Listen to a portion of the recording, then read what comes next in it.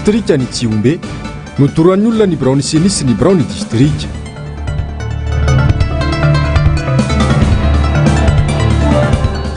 Fanovana ny safidim-bahoaka tsy tompona andraikitra izahay raha mitroatra ny vahoaka ho ny firaisan-kina.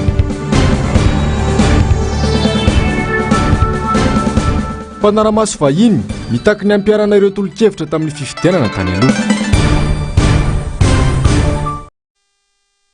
Manatitra ny arahaba tompo klasy tompo vavy atonga soa indray anao ato anatin'ny fotoana ny fampalalam-baovao amin'izao hariva izao no manasana mpananjana anaraka izany hatramin'ny farany. Misy manodikodina sy manova ankitsirano amin'izao fotoana izao ny valim-pifidianana solombavam-bahoaka izay natao tamin'ny 20 Mey lasa teo. Manoloana izany dia nampitandrina mafy ny vovonana firaisan-kina raha namoaka fanambarana androany vonona ny aro hatramin'ny faran'ny safidim-bahoaka izahay araka ny fanampanantenana ny vahoaka ho izy ireo androany nandritra ny valandresaka ho an'ny mpanao gazety. Yasinandria Malala sy mbola avatsara. Fanabotsinana ny vato azon'ireo volomboasary ao anatin'ny taratasy fitanana antsoratra na PV alefa eny amin'ny seni no nentin'izy ireo angalaram-bato amin'izao fotoana izao. Malona izany dia tsy afaka ny andry ampitoniana ny valim-pifidianana ny firaisan-kina hoy Paraina Auguste. Ino ny plan B? Zay ka bas dia hoe iteno ino fa sagneky dia sagneky.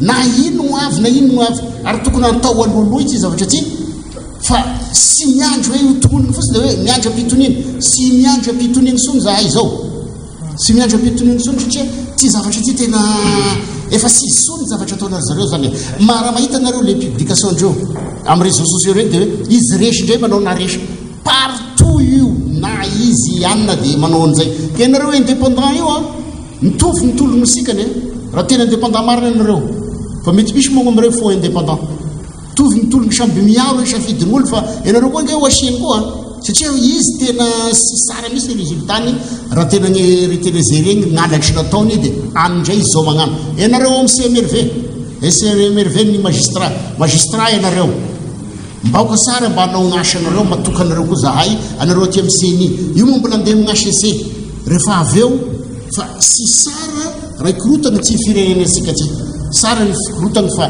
aza dia manao loatra ianareo io sisy zavatra ho vitany io n'olona ke samby efa anina amin'ty fiarovana vato ty misaotra to. Tsy mahazaka ny famarinana ireo kandida-mpanjakana sy ny volomboasary ka manodikodina ny safidim-bahoaka. Niezaka ny andry ampitoniana ny valim-pifidianana sady nanome fitokisana feno an'ireo mpikarakara ny fifidianana ny vovonana firaisan-kina na dia teo aza ny tsy fahalavorariana ny tranga tamin'ny andro ny latsabato kanefa ankehitriny raha nambarany dia voatery ilaza ny heviny malona ny finiavan'ny volomboasary sy ny ekipany anodikodina ny safidim-bahoaka. Manoloana ireo vaovao tsy fitarainana ary pirofo eto am-pelatananay ankehitriny dia manao izao fanambarana izao izahay. Misy ny fikasana ary efa tanterahana ankehitriny any amin'ireo farim-piadidina maro manerana nosy ny fanaovana osoka hanovana sy amadihana ny voka-pifidianana. Efa nanome toky ny mpifidy izahay fa tsy anaiky lembenana ary hiara tamin'ny farany ny safidim-bahoaka. Efa nanome toky ny mpifidy izahay fa tsy anaiky lembenana ary hiara tamin'ny farany hoe aminareo ny safidim-bahoaka. Izany milaza izahay fa tsy azo ekena ny fandobana ny safidim-bahoaka sy ny barofo ho famitehana demokrasia eto Madagasikara. Noho izany, voalohany, mitona ny rehetra tsy ankanavaka, indrindra ny kandida sy ny mpanohana azy ho mailo ka anoy sy anamafy ny fanaraha-maso ny fikirakirana ny voka-pifidianana eny amin'ny ratsamangaiky ny CNI sy ny SRMV eny amin'ny distrikta. Faharoa, miantso ny kandida rehetra sy ny mpanohana azy hangataka avy hatrany ny fampitahana ny PV eny amin'ny CNI sy ny SRMV eny amin'ny distrikta raha vao vatany vao mahita fa tsy mitovy ny vokatra eo am-pelatanana sy ny avoakany SRMV. Fahatelo, miantso fiaraha-miasa amin'ireo firaisamonim-pirenena mpanara-maso ny fifidianana mba hifanometanana ho amin'ny fisakanana izay mifamadihana safidim-bahoaka dia davin'izy ireo atao. Miantso ny CNI foibe zay anome baiko seny sy ny SRMV eny amin'ny district hanana fomba fiasa marina sy mangarahara amin'ny fikirakirana ny voka-pifidianana. Ny fanatanterahana ny voalazany 9/20 sy ny 9/7/20 ary ny 9/2/20 ao amin'ny lalàna feizoro mifeny fifidianana dia takinay ny anomezany SRMV ny kopy voka-pifidianana ho an'ireo solotenan'ny kandida sy ny fahafahan'ireo kandida hanao ny fampitana ny voka-pifidianana eny antoerana alohan'ny anaterana ny vokatra aty Antananarivo.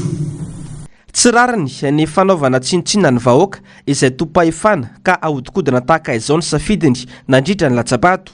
Mitana ny teny nomeny ny firaisan-kina ny amin'ny iarovany hatramin'ny farany ny vatom-pifidy. Efa niezaka na nefa ny didiny voaka malagasy nandatsapato na dia teo azy ny fahasairana iainana isan'andro satria maniry ny anana solombavamboaka mendrika sy vonina tena hiaro sy tondra ny fanarenana ny firenena.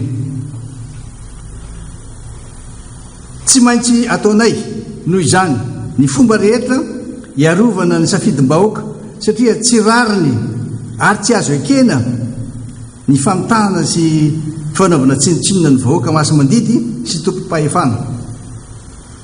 Ny vondrona firaisan-kina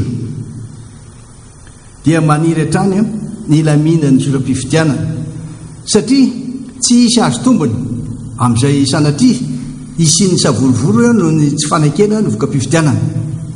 Tsy ho tompona andraikitra kosa nefa izahay amin'izay mety ho vokatry fandraisana andraikitry avy amin'ny vahoaka raha mitoy ny fiantsiana sy ny fanahinina ataondray izay tsy maty manota mikasa androba ny safidim-bahoaka.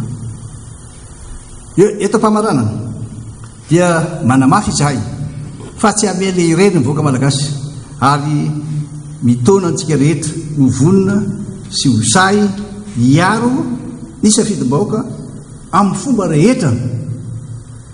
Tsy ekena ny alabato raiso ny andraikitra arovy safidinao ny firaisan-kina no hery samy io tainan'Andriamanitra.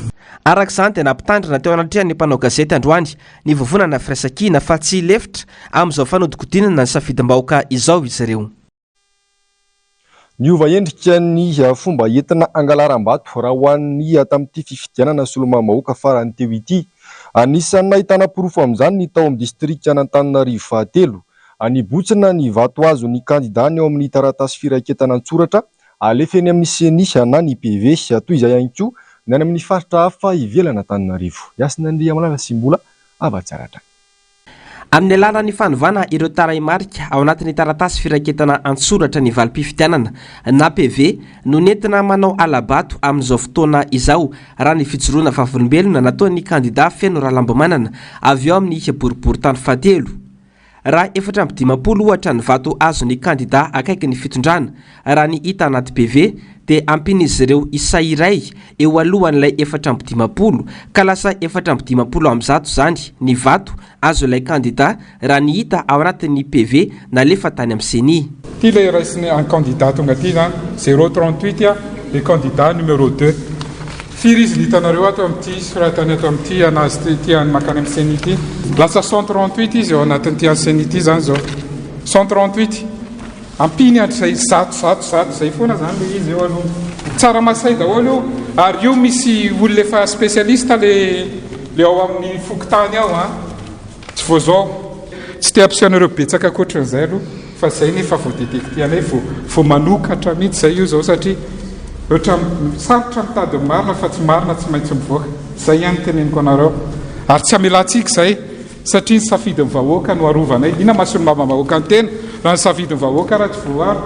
Tsy ny eto andrenivohitra ihany fa distrika maro manerana a Madagasikara tahaka ny Kongo sy Miandry Vazo sy ny maro hafa no anaovana io teti-dratsy io.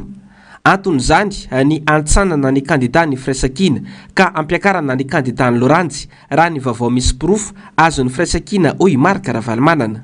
Ohatra anankiray any Kongo zavatra mamoha fady satria le lalana ratsy dia efa vita zao le izy a dia lasa ndray andrahana olona lay délégué dia mena tambotambona ampitomboana be le anina dia entina makanitsy olona chef fokontany zay olona afaka manindry azy eo a dia mena volambony dia voaindray le PV tandro amin'izany zay ny zavatra mitranga toetran'izany teo mahazo ny any faratsio amin'izao fotoana zao amin'ny toerana nandreseny indray a hoe azo ty any ty hoe ho any ilena dolo ny vato nandefa mpanao gazety any moa zay zay laza hoe hiaro tena niaro fa hitanareo tsara niady ny tranga tany Masanga efa mazava zao a marina fa olona niaraka taminay taloha no tambatabazany dia mivadika tena tenenina mihitsy izy a dia efa vetsy nakany a dia hita zao fa mitondra zavatra kara-panondro fosika na mitondra bulletin indisy précoché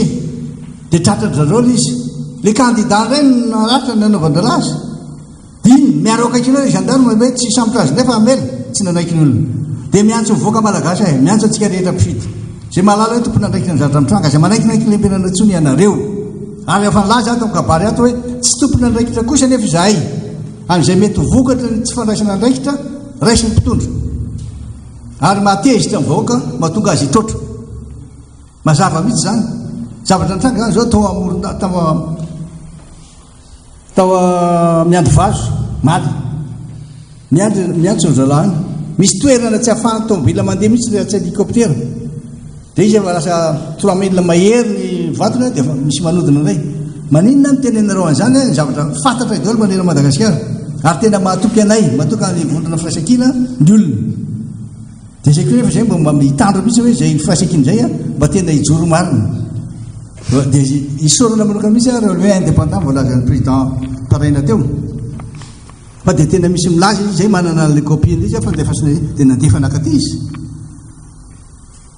tovy dolo ny tanjo malagasy rehetra hoe mbo ametrahana an'ity firenena ity ho firenena tandalana anaja tsara ny lalam-panorenana ary homendrika ireo solom-bavam-boaka manana ny maha izy azy sika nanamafy izay tenin'ny filomarika Ravalomanana izay ihany koa ny candidat Feno Ralambamanana zay fomba fanaovany azy aty eto dia miteny tia fifidianana manakaiky vahoaka tsisy anaiky an'izany eto zay aloha dia teniko teny dia laza androany tsisy anaiky an'izany eto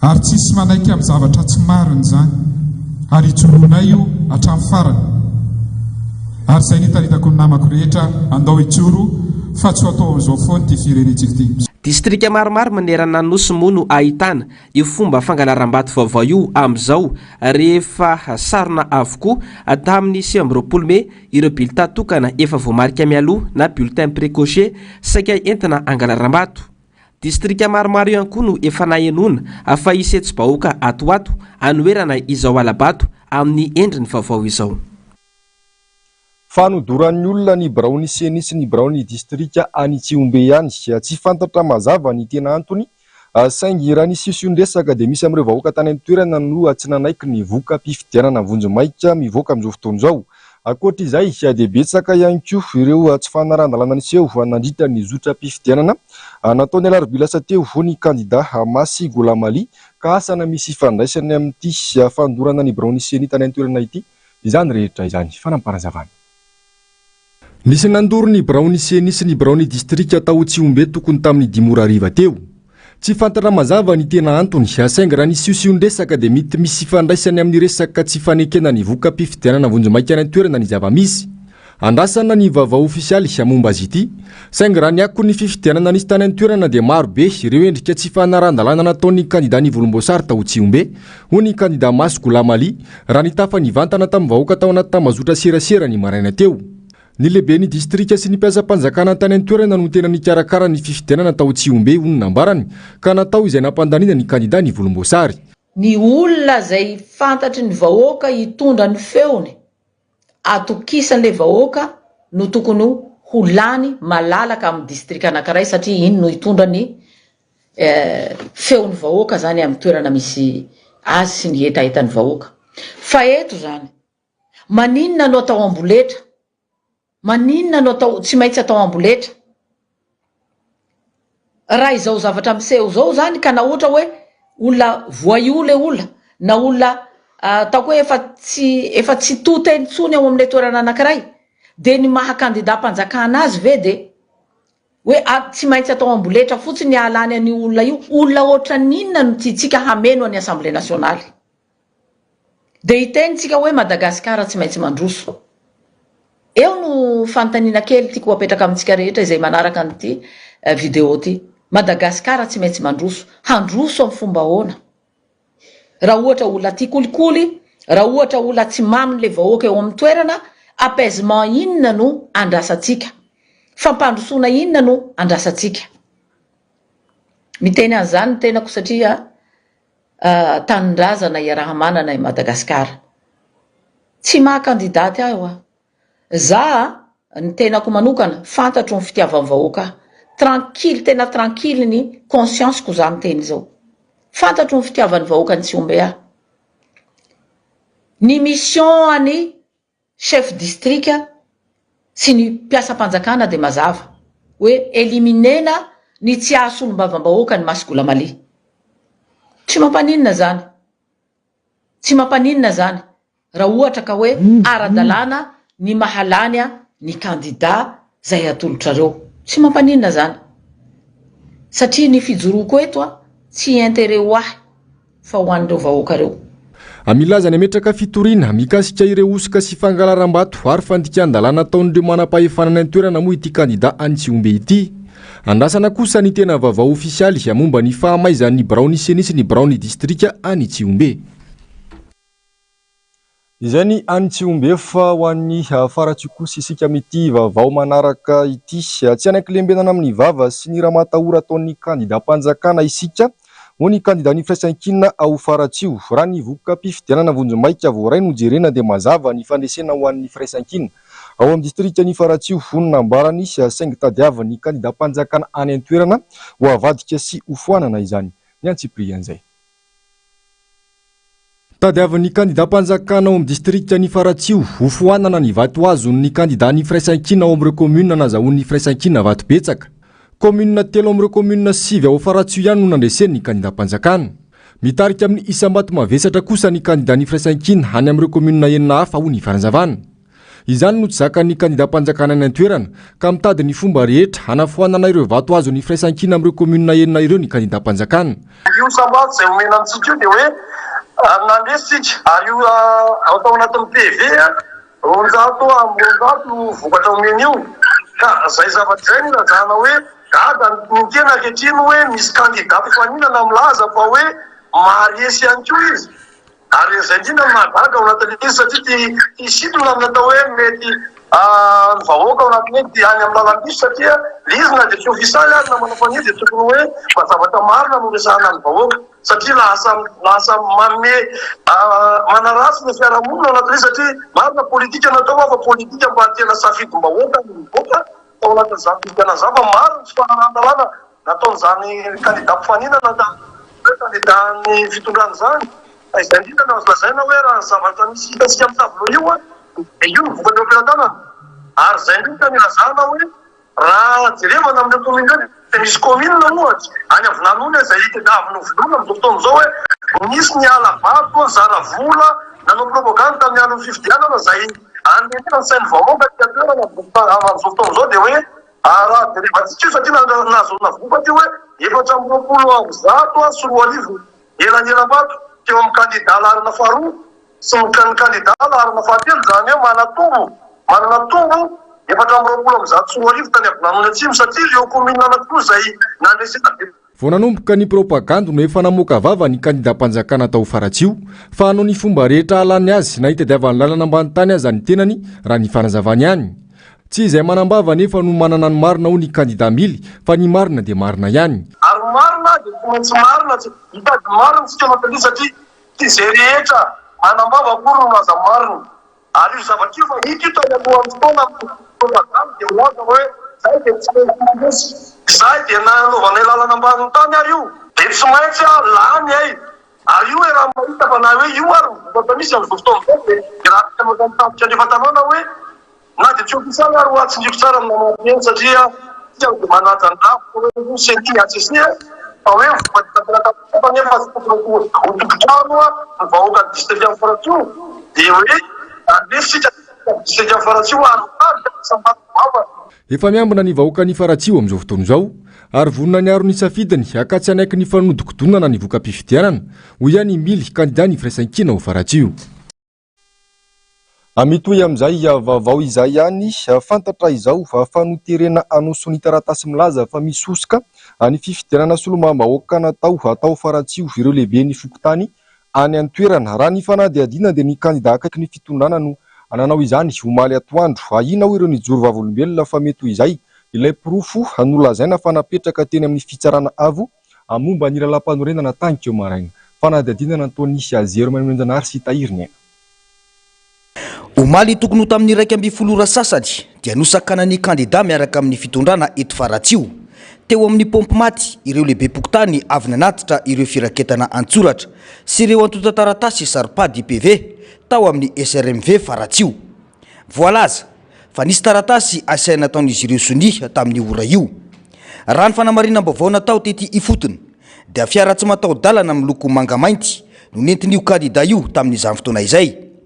Nisy lehibe pokotany iray ny vilalana azo lazaina fa nitsoka io kandida io saingy nonjen'ity kandida vehivavy ity tamin'io fiara 4x4 miloko manga mainty io ka tany amin'ny 20 kilometatra eto amin'ny toerana antsoina hoe Ambatondradama ity no fantatra fa tratra ny ilay kandida vehivavy io ilay sefy pokotany raha ny kasa andray taxi moto amonjy fodiana any amin'ny fokotany misy azy. Raha ny fanadihadiana atrany dia lehibe pokotany miisa 3 no efa tao anatin'io fiara io ankoatra ilay kandida sy ilay voalaza fa mpanolotsaina azy.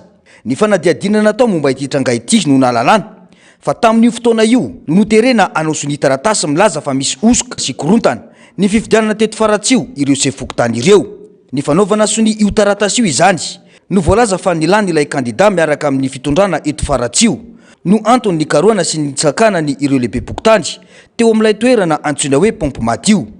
Dia mbola no antsona telefona indray hoe miverena aloha fa misy ilananao maika dia lasa ihany sy fokotany io rehefa tonga tena miterana anankiray teo amin'ny fitsenana azy dia io nisy 4x4 anankiray izay miloko somary manga mainty izay izy io dia ilalatina no tao anatin'ilay 4x4 sy ny mpanolotsaina anazy nakatony ilay fiara ary naharitra ora teo amin'ny adiny iray teo izy no nifampiresaka tao. Ny fahitako aloha avy ety amin'ny avelan'ny fiara dia mifanolotra taratasy izy ireo avy ao amin'ny devant makaoarina izany hoe misy zavatra ataony izany ao dia taratasy maromaro no nalefa makaoarina dia alay makao aloha dia alefa makaoarina ataony fa maty ohatran'izay misy zavatra vita zany ao dia alaindray ny taratasy hafa dia atao makaoarina misy zavatra vita alaindray ny taratasy hafa dia atao makaoarina. Arak'izany dia ilay taratasy nanerena ireo sefy pokotany anao soni no pirofo nambara fa napetraka teny amin'ny seniny maraina teo io. Izany hoe taratasy ilazana fa nisy osoka sy korontana ny fifidianana teto Faratsio. Voamarina ihany koa io fietsika io rehefa tafaresaka tamin'ireo mponina teto amin'ny fokotany vinanony atsimo izahay. Ny fampiresahako amin'ny miara manokana nisy fotoana anankiray dia niteneny miara tamiko dia ny hoe no ianao dia ataontsika mba hiara hiasa dia tsy nekeko moa zay.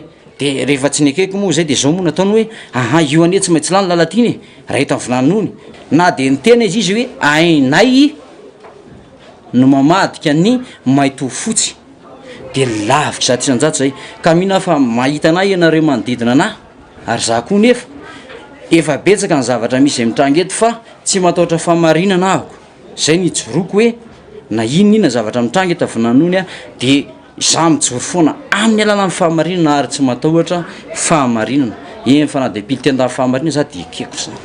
Ary tamin'ny fotoana io no nitenenany hoe tsy maintsy izy no député ary tsy maintsy lany izy na anaovana lalana ambanin'ny tany izy anananay pirofo mazava tsara ny tenenany azany satria zay tamin'ny fotoana io dia mba nampiasa kely ihany ny telefônina kely na dia fozaorana izy dia zay ny teny lazainy teo ka raha tonga amin'izao fotoana zao zany dia za zany efa mametraka le teny efa ao anatin'le lalana ambanin'ny tany zao fitoriana apetrany ety seroa zao zay zany ny fahalalako ale izy fa raha amin'ny fifidianana taty nivon'ny commune vinanony atsimo dia lamina ary indrindra ara-dalàna. Tsy anaiky raha toa ka tonga amin'ny fanafanana ny vato azon'izy ireo ny fanaovana osika sy ny endrika fisolokiana ataon'ny kandida miaraka amin'ny fitondrana hoy ireto mijoro ovavolombelona ary zoanay kosa no mananga ny pancarte manajoro ny vahoaka eto vinanony atsimo ary tany nandresy tany ny isambato zay efa hitantsika rehetrarehetra malalana amin'ny verbal any fa tena hijeronay hatramin'ny farany io ary tsy amela anay fa tsy maintsy mandresy zay avinanony atsimo fa de hoe zay de tena hoe manamafy fa ilanjanay pancarte manerana district io rehefa hoe izay ny zavatra atao fa nay de hoe fifidianana mangary ara ary tena normal ny fifidianana teto tsisy problème fa lamina tsaka sy andavana de za aloha de mametraka ihany teny fampisainana an'ireo mpitondry ireo fa matoa zao zava misy zao miseho de mila mandinika izy fa mivoaka ny tompony fahefany ary fahefana nampisamborona azy any io hitondrana io tokony ho tonga saina izy fa mivahoaka ny tompony fanjakana mivahoaka ny fanjakana ka mila mandinika izy fa zay aloha raha sanatry ka hoe zay ka hivadika ny fotsy ho lasa mainty de mametraka fa zay de tsy anaiky lembenana amin'io fa hijoratra farany hijoro safidinay hitarika amin'ny vahoaka amin'ny vinanony zay tena zay zany fanapahakevitray fa tsy mety aminay io atreto dia mbola milamina ny eto faratsio fa raha ny fanadiadiana dia samy miandry ny vokatra avoaka ny seniny rehetra iverenantsika ihany izany akon'izay fifidianana solomamahoaka tany faratsio izay rehefa vonona ny sara avy amin'ireo anamana mpanao gazety manao fanadiadiana any an-toerana amin'izao fotoana izao fa saika natonga mpanaramaso avokoa any avy amin'ny SADC ny vonana afrikanina ary ny fikambanana iraisam-pirenena amin'ny teny manontolo na amin'ny ampahany teny frantsay na ny OIF tamin'ny farantanterahina ny fifidianana solomamahoaka farany teo. Nisy ny tatitra savaranando nataon'izy ireo momba ny fizotry ny fifidianana androany. Tamin'izany ihany koa no nampatsiahivin'izy ireo ny tolo-kevitra naroso tamin'ny fifidianana 2024 13 mba ho fampiarina ka hitondra fanovana sy fanatsarana amin'ny fifidianana manaraka. Andomeratina sy Mathieu Prince. Ankoatra ny tantsorika amin'ny fanomanana ny fanatanterahana ny fifidianana tamin'ny alalan'ireo asa maro niarananao tamin'ny gouvernemanta malagasy, ny seni, ny fiarahamonim-pirenena ary ny mpanao gazety. Anisan'ireo nandray anjara tamin'ny fanaramaso ny fisotry ny fifidianana solombavam-bahoaka teto Madagasikara ny fikambanany iraisam-pirenena mampiasa amin'ny ampahana manontolo ny teny frantsay na ny OIF ny alarobia teo. Borao fandatsambato 7 no nanaovana fitsiriana ka namohan'izy ireo izao ampahana tatitra izao. La campagne électorale s'est déroulée sans violence majeure. Les listes électorales n'étaient pas affichées devant les bureaux de vote visités. Les matériels et documents électoraux étaient disponibles en quantité suffisante dans tous les bureaux de vote visités. Les isoloirs assuraient le secret du vote et les urnes étaient transparentes.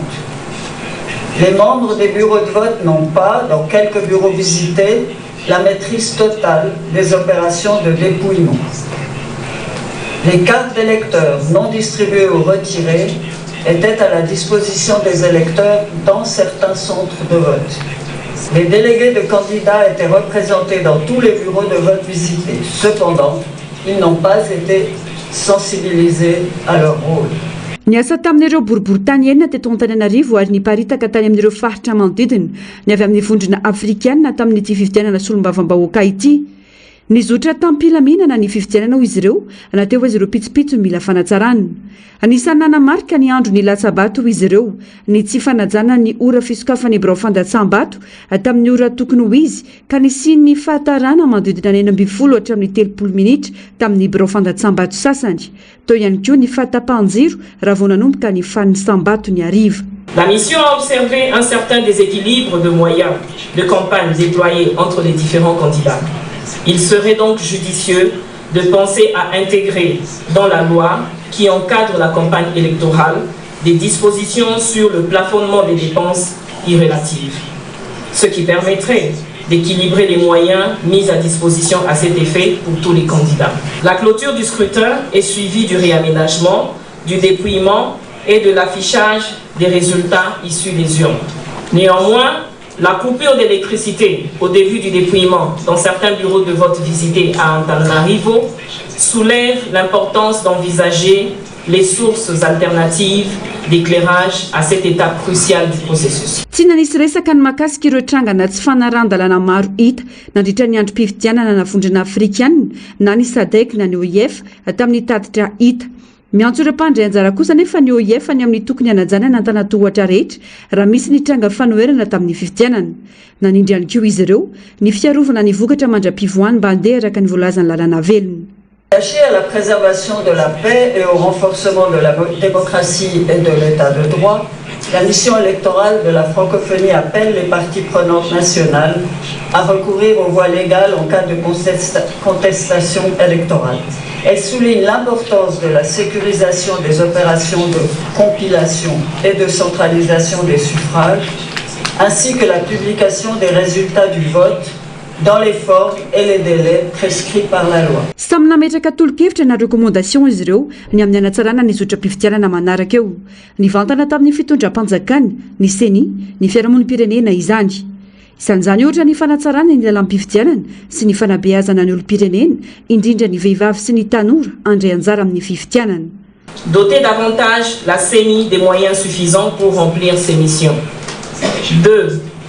Favoriser l'opérationnalisation effective de toutes les institutions liées aux processus électoraux conformément aux lois irrélatives. 3.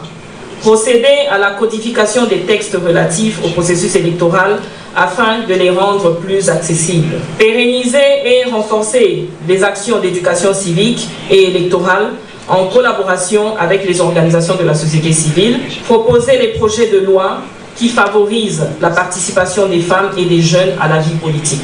Valo dimapolo ireo mpanara-maso avy amin'ny SADC tamin'ny fifidianana sy olombavambahoaka teto Madagasikara.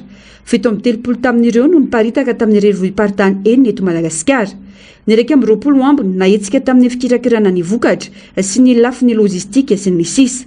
Ny asan'izy ireo avokoa ny aloha nandritra ary taoriany latsabato. Tsikaritra ho izy ireo fa mba ny tahampandraisana anjara ny vehivavy sy ny tanora. Nampihevitra ny maro ihany koa ny antom-bola midangana napetraka. Afaka niona sy ny fampiresaka tamin'ireo mpandray anjara ny SADC ka tamin'izany no nahafantarana ny fisiana raha matahora atao amin'ireo kandida sasany sy ny fanakatonana onjam-peo mialoha ny fifidianana. Nanatitrantika ny amin'ny tokony ampiarana ireo tolo-kevitra narosony tamin'ny fifidianana 2022 2022 teo ny SADC ary mbola nametraka tolo-kevitra maro ihany koa atao ny fanajany fitondram-panjakana ny lalàna faraiky 20 mifehy ny fifidianana sy ny fitsapakevim-bahoaka ny ampitsarany tetikasa na fanaovana fitokanan-javatra izay mifanohitra amin'ny lalàna velona. Tatitra Savaranando ihany tsy natao androany teo izy ireo isy ny tatitra farany aoriany fivoahan'ny voka-pifidianana. Maro be ireo tranga niseho tamin'ny fifidianana kanefa tsy hita ny mpanara-maso vahiny ho ny kandida sady solomam-bahoaka Mama Rabenirina Androaly kanefa tokony ho hita ao anatin'ny tatitra nataon'izy ireo izany sy tsy ampina anaovana tatitra ho izy ny fotoana niasan'ireo mpanara-maso ireo. Andomeratiana Simon de Princetra. Roa andro taoriany latsabato tamin'ny fifidianana solombavam-bahoaka namoaka tatitra ireo mpanara-maso vahiny avy amin'ny OIF, vondrona afrikanina sy ny SADC. Tatitra izay tsy malaza akory izay tena zava-nisy tamin'ny androm-pifidianana natao ho ny solombavam-bahoaka sady kandida Mami Rabenirina. Mizara mazava tsara ny vanim-potoana ny fifidianana, manomboka amin'ny fotoana iomanana amin'ny fifidianana, ny fotoana ny fampelezan-kevitra, ny androm-pifidianana ary ny fanangonam-bokatra. Ireo rehetra ireo no tokony arahy maso kanefa tsy hita tamin'ny tatitra nataon'ireo mpanara-maso iraisam-pirenena izany. Tokony efa hita tao anatin'izany io izy ireo fitarainana sy trangana tsy fanaran-dalàna samihafa saingy tsy nisy izany. Roa andro aty aoriana fifidianana misy tatitra zaraina. Izay no nahatonga ny nametraka fanontaniana hoe hatraiza mety ho lanjan'iny tatitra iny satria mbola tsy mifarana zany ilay vanim-potoana fifidianana. Zareo moa namaly hoe tatitra tapany voalohany fotsiny iny fa mbola ho avy rehefa tokony hisy fiantraikany any amin'ny tatitra izany fitarainana sy zavatra rehetra mety mbola hipoitra avy any amin'ny raom-pifidianana lavitra sy avy any amin'ny faritany rehetra zany izay tsy tratra reto mpanara-maso reto.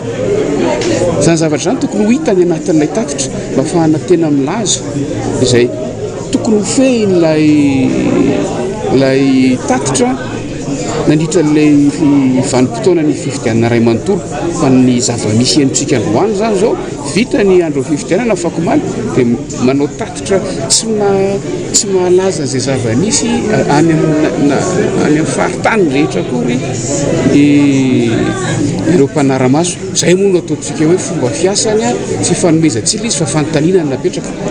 raha ny fanazavana ireo mpanaramaso dia fanasana avy amin'ny gouvernemanta no natongavany teto Madagasikara naramaso ny fifidianana mety misy ifandraisana na tsy amin'izay hoy ity solombavambahoaka ity ny famoahana izy ireo izao tatitra izao na izany na tsy izany tsy ao anatin'izay fotoan'izay azona manao tatitra sahady mbola tsy ampy izay vanim-potoana izay ahafahana manao tatitra sahady raha ny filazany raha mariantsika teo dia hatrany am-piandohana izy telototra izay niresaka dia nilaza fa fanasana avy amin'ny gouvernemanta natongavany eto neton'izay ny amba zany no fepetra ny fanaovany tamin'ny mpanasa fa ho anay mpandray anjara amin'ny fifidianana dia mahita hoe mbola tsy tapitra ilay vanim-potoana fifidianana ilay zavatra rehetrarehetra mbola hitranga tokony mbola tafiditra ao anaty tatitra daholo andrasantsika raha mbola misy tena tovana marina izay tatitra izay rehefa avy eo. Nilaza moa tetsakilanjay ireo mpanaramaso avy amin'ny SADC fa mbola isy ny tatitra farany nataon'izy ireo ry ny fankatoavana sy fampahafantarana ny voka-pifidianana raikitra afaka 30 andro eo aoriany ihany io nanaovana tatitra savarananto no anaovan'ireo mpanaramaso iraisam-pirenena izay tatitra farany izay. Ny fitsarana avy momba ny lalam-panorenana sy ny senisy no antoko ny filaminana na tsy eto amin'ny firenena amin'izay avoka-pifidianana ho avoakany eo. Betsaka ireo tsy fanaran-dalàna sy osika niseho nandritra ny fifidianana solombavambahoaka ka anjara ny ACC no mandray fanapa-kevitra manoloana izany ho ny mpanao politika Tabera Christian mila mijoro sy miaro ny safidiny hatramin'ny farany ny vahoaka malagasy manampivoaka ny valim-pifidianana ofisialy ny Cyprien zay. Ny isian'ny fahamarinana amin'ny voka-pifidianana no tena andrasan'ny vahoaka malagasy. Fotoana izao isian'ny fanovana ho ny mpanao politika Christian Tabera satria efa ampy izay fampahoriana sy fampantrana ny vahoaka malagasy izay. Tsy miangava asika fa mangataka isiany ny fahamarinana io zany amin'ity voka-pifidianana indray mitoraka ity satria iankinina ny fampandrosoana ny firenena ty amin'ny lafiny rehetra dans tous les domaines na domaine ny fampianarana na domaine ny insécurité zay manjaka amizao na efa ampy zay fandeferany avy aty amin'ny fanoerana zay sy vahoaka malagasy isanavahana niaritra efa antrano diso tafahoatra dilalala hoy zay farafangarana diso tafahoatra dikan'izany efa ampy zay fa ity kosa dia minsy magnatena aho fa agnaraka an'izay instruction na toromarika avy aty amin'ny firaisan-kina. Efa azo antoka ny azahoan'ny fanoerana ny Maroanisa nanivy ny antenimieram-pirenena raha ireo voka-pifidianana vonjomaika mivoaka amin'izao fotoana izao no jerena ho ny fanazavany. Any amin'ny ACC sy ny CNI araka izany ny maso ny vahoaka malagasy amin'izao fotoana izao ho ny fanazavana. Io fijoroanareo antony siny mametraka fahamarinany rehefa mipetraka fahamarinany mipetraka stabilité manolotra asika fa manolotry amin'ny zavatra tsy rary ny hita maso mibalibary zao vola miverina amin'ny ACC ao zany eto ACC nareo sisa zao gn'antom-pisiany na garany filaminana eto Madagasikara amin'ny fivoahany ty valim-pifidianana. Miantso ny vahoaka malagasy ireo kandida avy amin'ny fanoherana hanaramaso hatramin'ny farany amin'ny fikarakarana ny voka-pifidianana ity mpanao politika ity. Fanavesatra ny valikafatra ho an'ny ministry ny angovo sy ho an'ny jirama avy amin'ny Front National ny ASVM ary nanio ny heviny sy momba ny fatapahan-jiro ny tranga ny ariva ny androm-pifidianana fotoana nanombohan'ny fanisambato fanazavana. Tapaka nandritra ny 20 minitra ny herinaratra nanerana Antananarivo vao nanomboka ny fanisambato manerana Anosy izany hoe tamin'ny 5:30.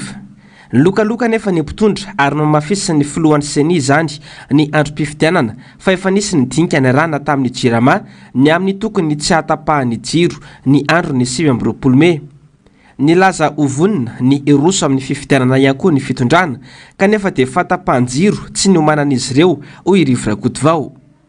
Tsy nisy filazana na fampandrenesana ny aloha ny fatapahan-jiro na koa antony natapaka ny herinaratra hoy ny Front National ny antoko HVM izay nanasiko azy ho fomba pariparianina ny antony nanapahana ny jiro tamin'ny ariva ny androm-pifidianana iny. Fanjakana ny omana laza efa vonina tanteraka kanefa dia mbola tena resaka baribarianina tapitra ny fanatsaham-bato dia tapaka ny jiro dia eto mivondrona firaisan-kina dia anontany amin'ny fomba ofisialy mihitsy amin'ny jirama sy ny ministera mandraikitra amin'izany hoe tsy manana afa-tsy izany ve ianareo mba hoentina hampandresena ny kandida anareo satria nareo tsy mitenin'inona tsy mitenin'inona ny jirama teneny ianareo efa manana olona tompona ndraikitrareo maninona miviravirandro zany ny firena ametraka zany fanontaniana zany a ny ato amin'ny firaisan-kina satria mamenatra membotra ny firenentsika nakaka ny maro indrindra fanteto andrenivohitra dia andro iray mialohan'ny fifidianana no tapaka ny jiro io zany hoe ny 7 May sy ny ariva ny 7 May taoriany fikatona ny Brofa Dadsambato taorian'ireo andro roa ireo moa dia tsy tapaka intsony indray ny jiro teto andrenivohitra. Hoajantsika teo ny vaovaon'ny politika fa hivadika lafim-baovao hafa tanteraka isika amin'ireto vaovao manaraka ireto tafiditra ho isan'ireo firenena 10 be mpifoka sigara indrindra aty Afrika i Madagasikara. Malagasy 907 tapitrisa no mifoka sigara raha ny antotanisa. Malagasy 307 koa kely indrindra no mamony aina isan'ny taona vokatry ny fifohana sigara. Arak'izany dia tsy vitan'ny makarary ny sigara fa mamony ihany koa ary tsy ireo mifoka mivantana ihany no vonony fa ireo manodidina ny mpifoka ihany koa. Andro iraisan'ny pirenena ho an'ny tsy fifohana sigara sy ny fiantraikany eny amin'ny fiarahamonina mony androany. Farampanazavana. Olona iray amin'ny 5 no mifoka sigara maneran-tany. Malagasy 5 tapitrisa latsaka kely no mpifoka sigara. Ny zaza eo anelanelany 13 taona ka hatramin'ny 12 taona ny 12 isanjato amin'ireo. Ny vehivavy ny 12 isanjato ary 30 isanjato ny lehilahy. Andrakandrana sy fitarihan'ny namana matetika no mahatafiditra ny olona iray voalohany amin'ny fifohana sigara. Sarotra nefa miala amin'izany rehefa tafiditra satria zary lasa miankin-doha aminy ny vatana sy ny saina raha ny fanazavana. Fanesorana amoamo, fanalana rarin-tsaina no antony ifohan'ireo mpifoka sigara raha ny fanadihadiana natao. Zaho moa fa antitra zany efa tsy mifoka le fahasalamana zany mitandroviko amin'izay izy dia efa ela be any zany na tsy mifoka. Fifohana zany moa io ohatra ny zava-drehetrarehetra io ohatra ny anona ihany hoe miaraka amin'ny namana dia variana dia lasa tafiditra ny parano zato tafiditra. Izay na fa za zany le resaka fahasalamana dia voatery mijanona zany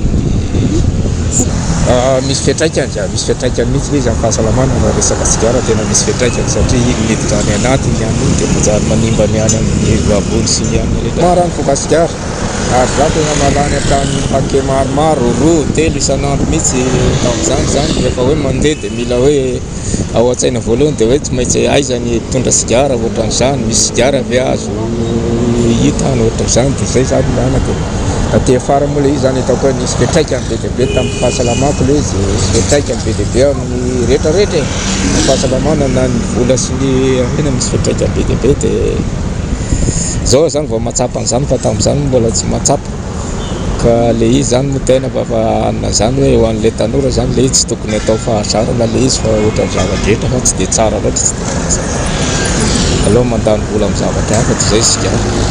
Maro ny voka-dratsy ateraky ny fifohana sigara. Raha tsy teny fotsiny fa sy mba nitaova fisefona, mitarika kohaka mahery vaika sy fahasemporana ary mety ho tonga hatrany amin'ny momamiadana. Tsy ireo mpifoka ihany no miara-ny voka-dratsiny fa ireo manodidina azy rehetra dia mitady izany avokoa. Sigara zao tsy dia misy antony loatra fa nanandrakandana fotsiny dia tafiditra efa afaka amin'izao. Loha teo zao malany 10 paquet isan'andro amin'izao efa voafiako le satria za efa manao sport voafiako efa 3 isan'andro efatra farany betsaka efa-jato ariary ny ankaray dia za manao sport dia misy mananona tamin'ny misy zavatra mibahana an'le za le miazakazaka dia zay moa tonga miavakavaka tsikelikely. Efa tiako zao 3 isan'andro zao sigara koa amin'izao farany betsaka zany tsy mihoatra amin'izay. Izay koa raha mbo te ala tsy mety afaka izy mihitsy raha tsy foverina fokazy fa raha rinarina dia ireo mbo afaka mihitsy tsy le za dépense sy fahasalamana lasa misy fiantraikany fa le izy efa hita hoe raha tsy ho an'ny fahasalamana foana fa le tafiditra Telonjato sy 7 isan-taona ireo malagasy mamony aina vokatry ny fifohana sigara na mivatana izany na ankolaka. Isan'ireo lalam-piariana mampidi-bola betsaka ao anatin'ny kitapom-bolam-panjakana ny sigara. 5 miliara ariary ny etra nampidiriny sigara ny taona 2024 satria 703 isaky ny paquet sigara iray ny etra aloha amin'ny fanjakana. Arak'izany, na ara-bola na ara-pahasalamana dia faty antoka ho an'ny isambatan'olona ny fifohana sigara.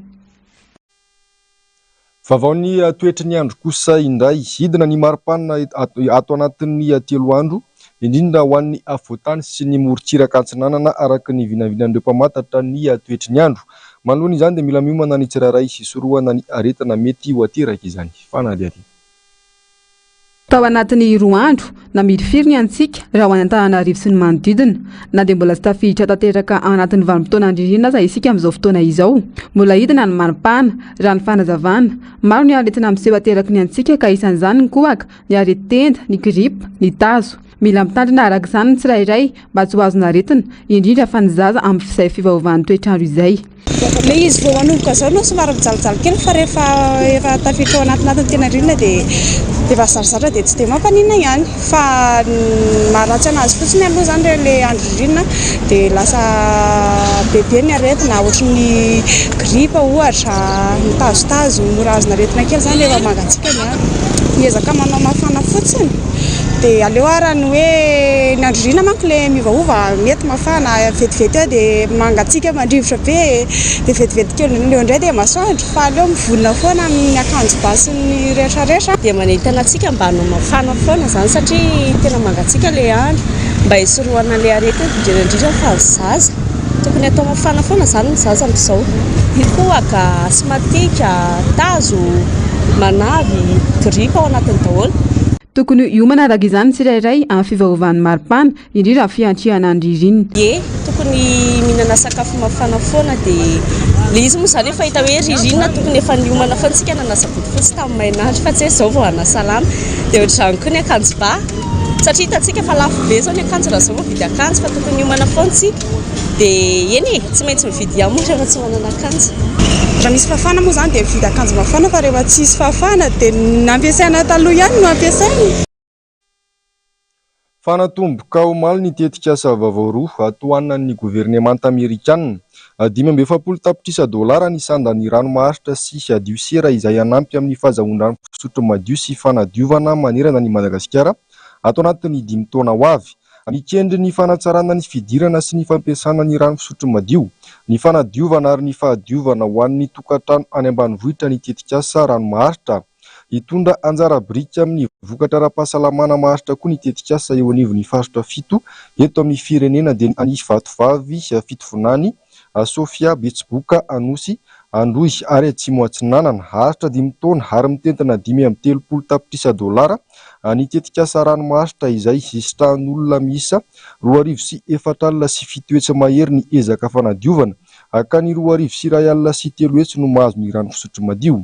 Ny tetikasa diosiera kosa izay mitentina $10 tapitrisa dia mikendry ny ampitomboana hatrany ny fidiran'ny tokantrano amin'ny vokatra sy tolotra manara-penitra sy mora amin'ny lafiny fanadiovana eny an-tanan-dehibe sy ny manodidina. Anome tolotra fanadiovana fototra sy tsara tantana ho an'ny olona miisa $2,7 sy 1 hetsy ny tetikasa diosiera. Mitotaly $570 tapitrisa ary haritra 5 taona ireo tetikasa rovatsirin'ny governemanta amerikanina amin'ny alalan'ny USAID vola ireo. Maresaka iraisam-pirenena omaly alina i Donald Trump no niakatra fitsarana misahana ny adeloka bevava tany New York. Nanambara ny mpisolo vava fa ampiakatra ny dara any amin'ny fitsarana ambony ary any amin'ny volana Jolay ihany no hivoaka ny didim-pitsarana. Fanady aty. Donald Trump no filoha Amerikanina voalohany teto amin'ny tantaran'ny Etats-Unis voaheloka tamin'ny raharaha heloka bevava tao New York. Voapanga fa nanome vola mangingina any Stormy Daniels, teratany Amerikanina, mpilala orona tsara mamofady mba hividianana ny fahangina nandritra ny fampelezan-kevitra tamin'ny taona 2012. Ankoatran'izay dia voaherika koa izy amin'ny famadina atotan-taratasy miisa 430 momba ny fitantanam-bola tamin'ny taona 2012. Ny 12 Jolay ho avy izao no fanambarana ny didim-pitsarana ary milaza ny manam-pahaizana momba ny lalàna fa mety ho voasazy andononitra izy. Tsy nanao zavatra ratsy izahay, tsy manatsiny aho ary tsy maninona izany satria miady amin'ny fireneko sy ho an'ny lalam-panorenantsika aho, hoy Donald Trump. Ny tanjon'ny fitondrany Biden amin'izany raharaha izany dia andratra ny mpanohitra ara-politika hoy hatrany Donald Trump. Nampangain'ireo mpanohana i Trump ho mitanila ny mpitsara ao amina tanina ka naminambara i Alvin Bragg izay mpanao lalàna fa niasany ihany nataon'ny fitsarana. mbola mijanona ho candidat filoham-pirenena i Donald Trump hatreto na dia eo aza ny raharaha nenjeh anazy. Minitra vitsy monjy taoriana ny nambaran'ny maheloka ny Donald Trump dia namoaka fanambarana i Joe Biden nilaza fa tsy misy olona ambony lalàna any Etazonia. Tapitra trondra ny fampalalambavao tompoko lasy tompoko vavy ankasitrahana fenonao niaraka taminay hatramin'ny farany hoarainao aorian'izao fampalalambavao izao ny fandarana manokana iarahana amin'ireo kandida ny firaisan-kina niresahana manokana ny akon'ny fifidianana solomavahoaka ny tenako mamehy fotoananao ho amin'ny raha bitro indray. Helo Marta.